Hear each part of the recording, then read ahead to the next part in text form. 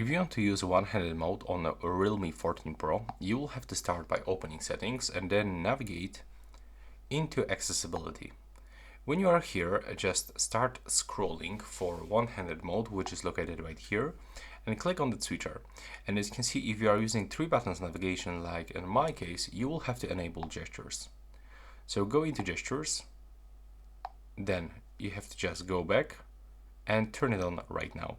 And as you can see, we have to swipe down from the bottom of the screen to enter the one-handed mode. So let's find out if it works. It is not working currently. Let's try one more time. Not working. So keep trying. There we go. Right now it works. So you have to just swipe from the real bottom of the screen, like that. Not from the, half of the screen, just exactly from the bottom, the small gesture. And now it works. You can minimize, and now everything will be much easier to reach. If you want to turn it off, just click outside.